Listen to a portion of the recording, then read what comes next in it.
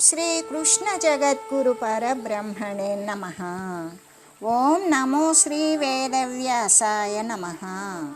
ओं मद्गुरु श्री पूर्णानंद स्वामिने नमः। ओं शुक्लांबरधरं विष्णुं शशिवर्णं चतुर्भुजं प्रसन्नवदनं ध्यायेत् सर्वविघ्नोपशान्तये। ओं व्यासाय विष्णुरूपाय व्यासरूपाय विष्णवे नमो वै ब्रह्मनिधये वासिष्ठाय नमो नमः। ओं नारायणं नमस्कृत्य नरं चैव नरोत्तमं देवीं सरस्वतीं व्यासं ततो जयमुदीरयेत्। శ్రీ భగవద్గీత రాజవిద్యా రాజగుహ్యయోగము. అయితే ఈ బ్రహ్మజ్ఞానము విద్యలలోకెల్లా కూడా శ్రేష్టమైనది, రహస్యాలలోకెల్లా అతి రహస్యమైనది, సర్వోత్కృష్టమైనది, పవిత్రమైనది, ప్రత్యక్షంగా తెలియదగినది, ధర్మయుక్తమైనది, అనుష్ఠానం చేయడానికి మిగులా సులభమైనది, నాశరహితమై ఉన్నది. అంటే ఈ ప్రపంచంలో అనేక విద్యలు ఉన్నవి, అవి ఏవి కూడా జీవుణ్ణి జనన మరణాల నుండి తప్పించలేవు కదా. ఒక్క బ్రహ్మ విద్య మాత్రమే అటువంటి పని చేయగలిగి ఉన్నది. ఇంకా కూడా దృశ్య వస్తువులన్నీ కూడా అస్థిరములే కాబట్టి వాటిని గురించిన విద్య ఏది కూడా మనుషునికి పూర్ణమైన శాంతిని కలగజేయలేదు. శాశ్వతమైనటువంటి బ్రహ్మము అంటే ఆత్మను గురించి మాత్రమే విద్య, ఆత్మను గురించి బ్రహ్మమును గురించి నటువంటి విద్య మాత్రమే శాంతిని చేకూరుస్తుంది. కాబట్టే బ్రహ్మ విద్య విద్యలలోకెల్లా శ్రేష్టమని రాజవిద్య అని కదా ఇక్కడ చెప్పబడింది. ఇంకా కూడా లోకములో పవిత్రమైనటువంటి పరమాత్మ వస్తువును ప్రతిపాదించేటువంటిదే అవడాన్ని బట్టి ఇది కూడా అతి పవిత్రమైనదియే అవుతూ ఉన్నది. ఈ బ్రహ్మ విద్యను ప్రత్యక్షంగా తెలుసుకోవచ్చు, అనుభూతం చేసుకోవచ్చు. ఇది ప్రత్యక్ష ఫలాన్నే కలగజేస్తుంది కానీ పరోక్షమైన ఫలితాన్ని కాదు కదా.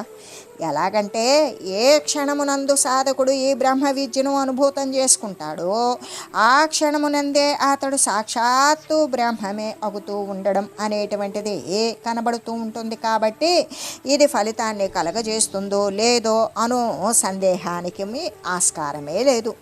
ఈ బ్రహ్మ విద్యను ఆచరించడం చాలా తేలిక.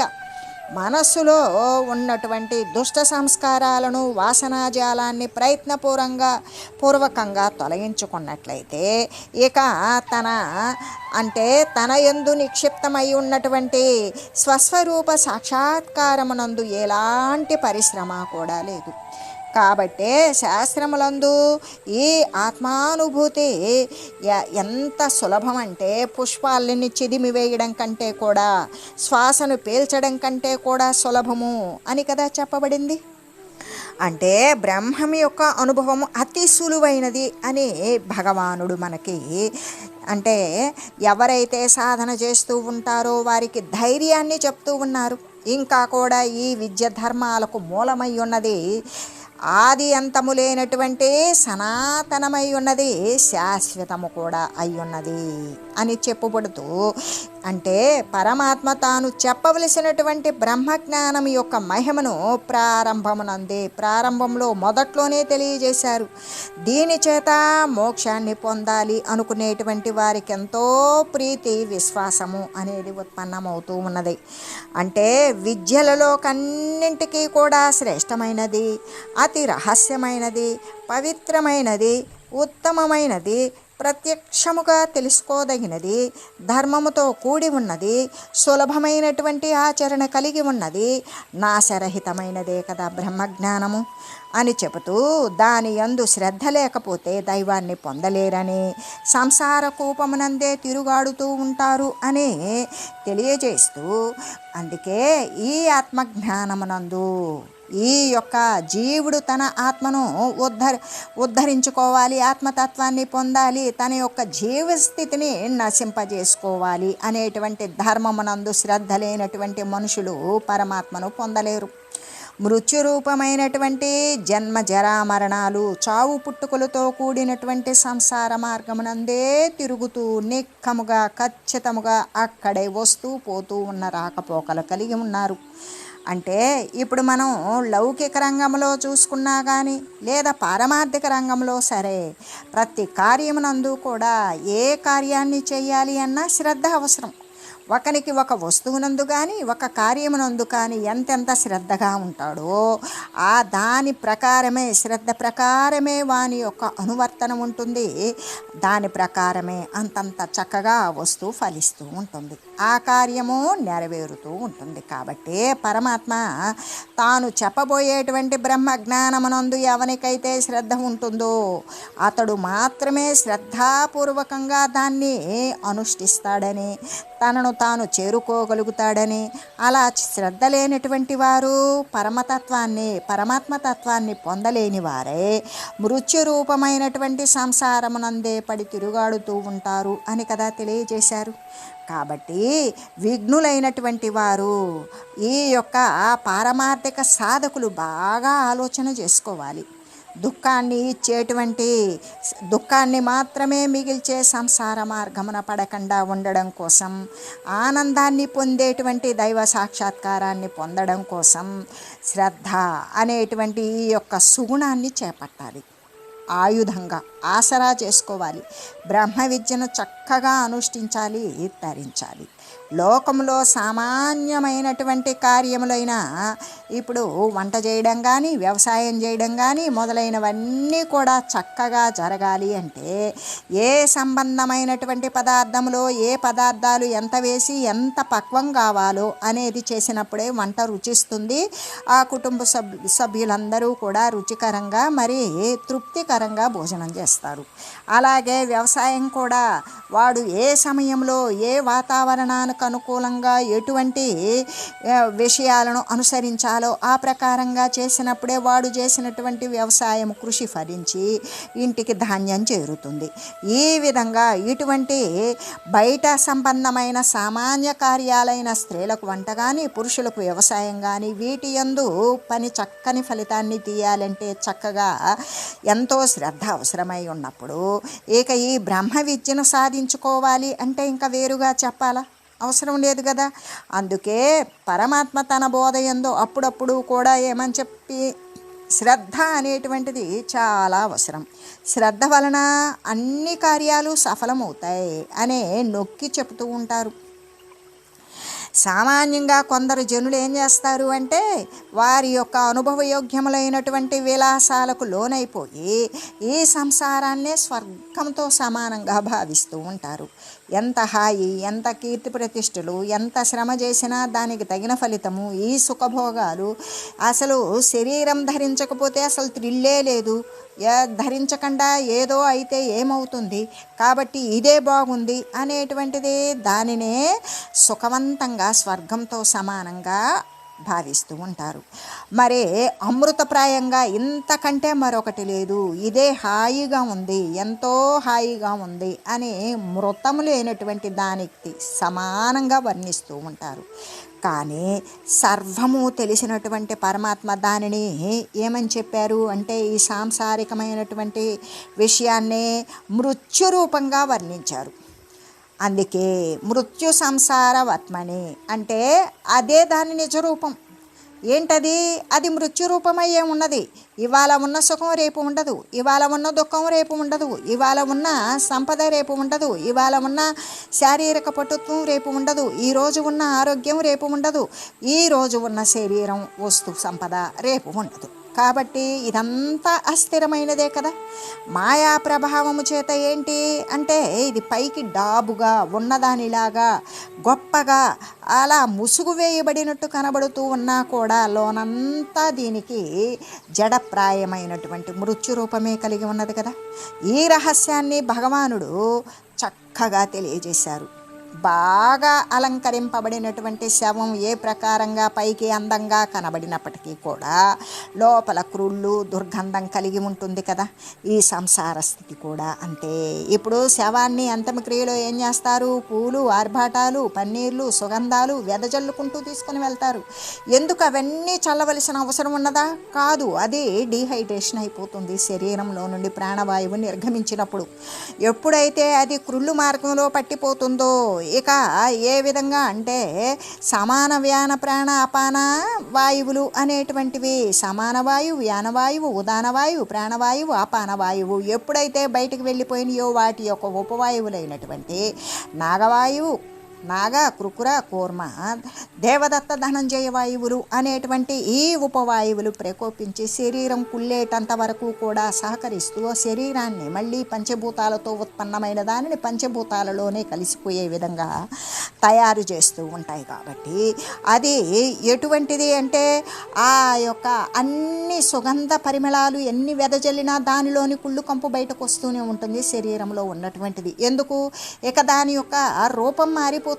ఎందుకు? దాని స్వరూపం బయటకు వెళ్ళిపోయింది, అనంతంలో కలిసిపోయింది. మరొక పరిధి తీసుకొని వస్తుందో అనంతంలోనే అట్లాగే అంటి ఉంటుందో అది కాదు.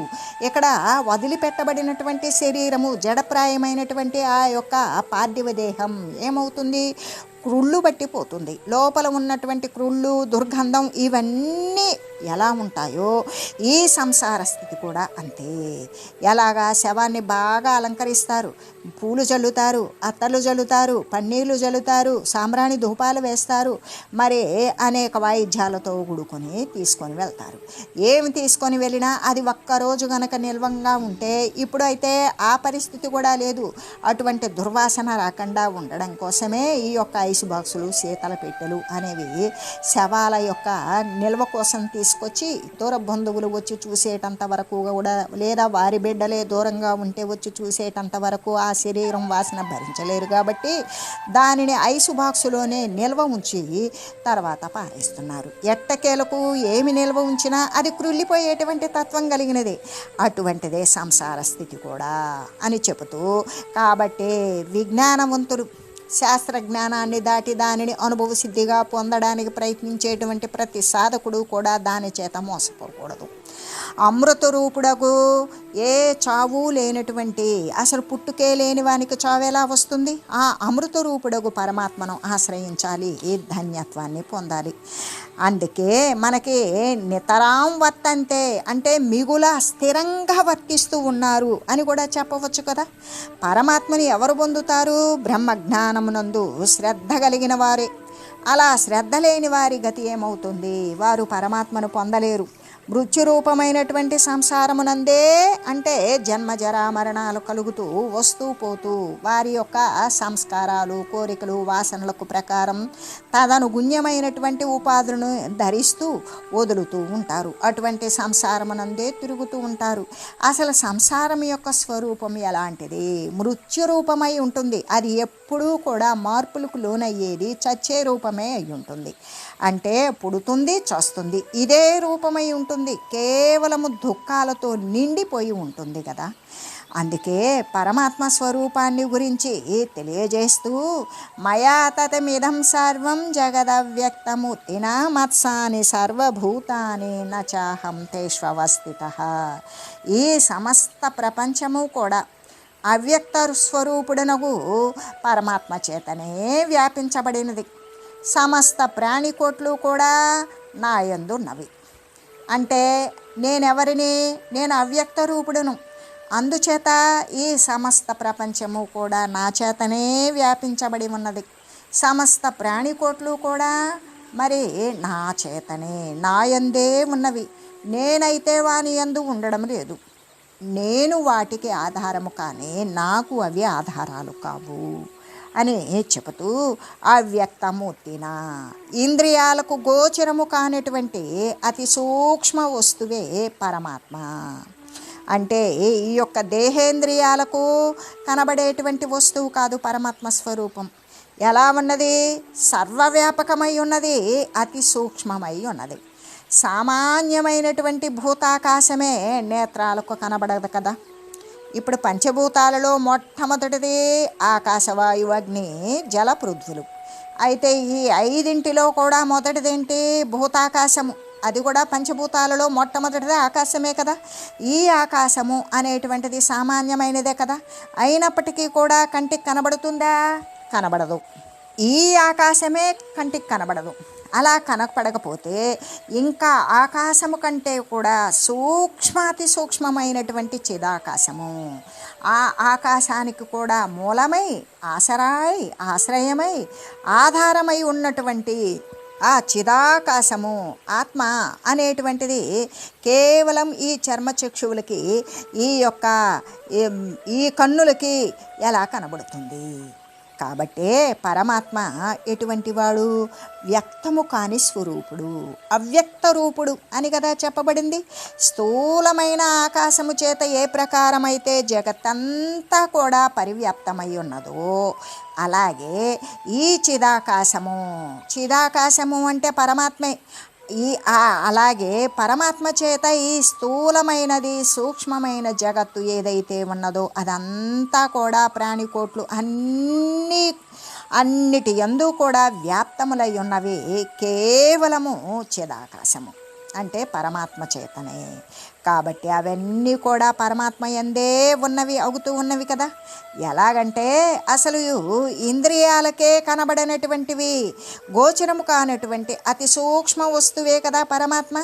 సామాన్యమైనటువంటి భూతాకాశమే నేత్రాలకు కనబడకపోతే ఇంకా సూక్ష్మాతి సూక్ష్మమైనటువంటి చిదాకాశము, ఆ చిదాకాశమే పరమాత్మ తత్వము. ఆ ఆత్మతత్వము నేత్రాలకు కన్నులకు ఎలా గోచరిస్తుంది? కాబట్టే పరమాత్మ వ్యక్తము కానివాడు అని కదా చెప్పబడుతూ ఉన్నది. స్థూలాకాశము చేత ఏ ప్రకారమైతే జగత్తంతా కూడా పరివ్యాప్తమై ఉన్నదో, అలాగే ఈ చిదాకాశము చేత ఈ స్థూల జగత్తు సూక్ష్మ జగత్తు అంతా కూడా ప్రాణికోట్లు అన్నీ కూడా వ్యాప్తములై ఉన్నవి. కాబట్టి అవన్నీ కూడా ఎక్కడున్నవి? పరమాత్మ యందే ఉన్నవి.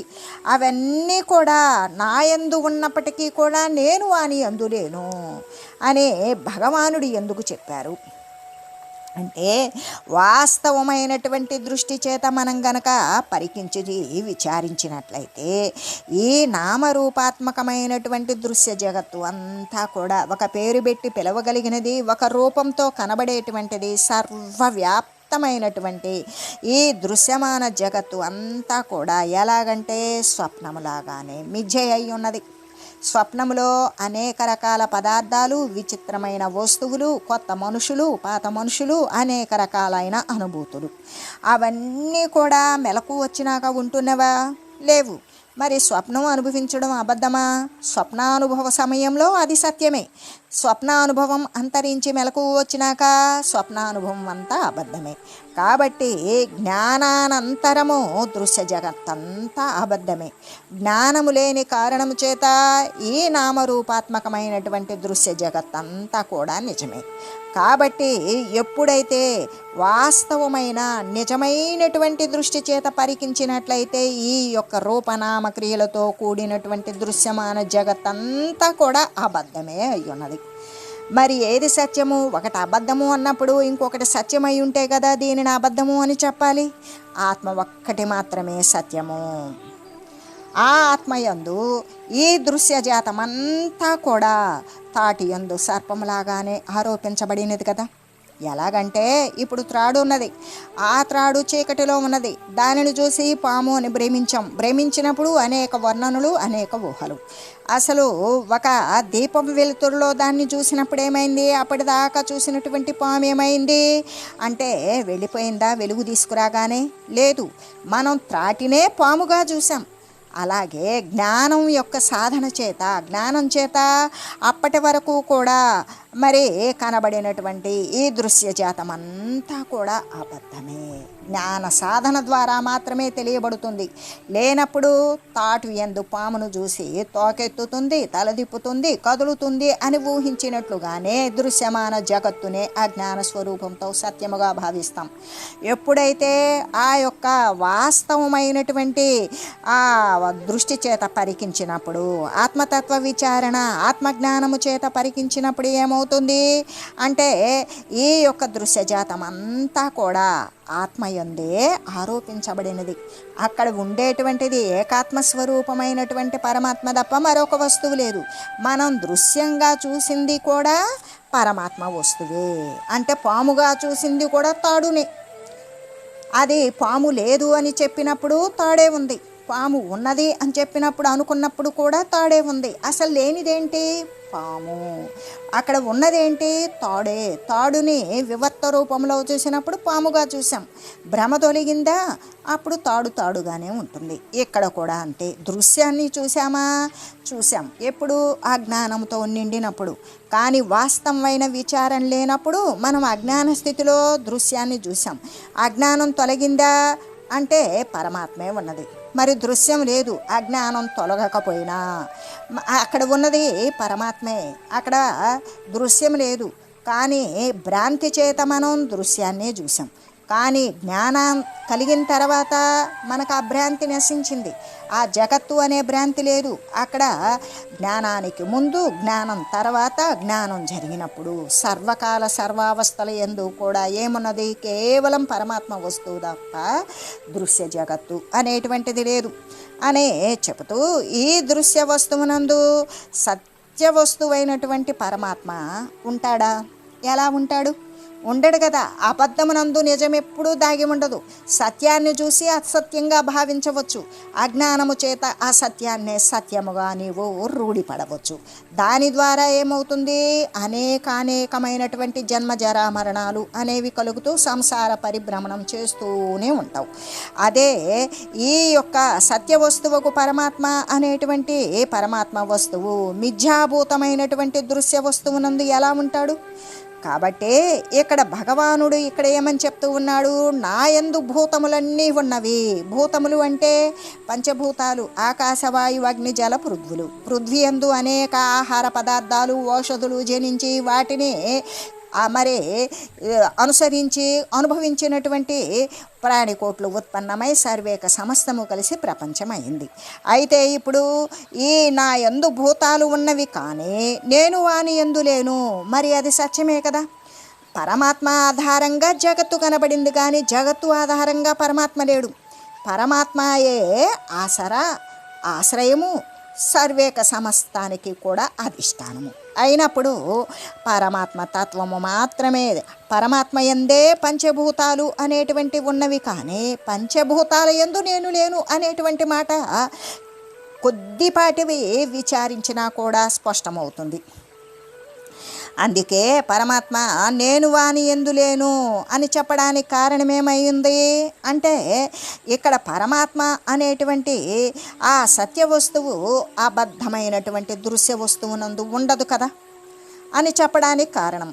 అయితే ఈ స్థూల సూక్ష్మమైనటువంటి కదిలే వాటి యందు, కదలని వాటి యందు కూడా స్థావర జంగమ రూపమైనటువంటి ప్రపంచమంతటా కూడా ఏది వ్యాపించి ఉన్నది అంటే పరమాత్మ చేతనే వ్యాపించబడి ఉంది.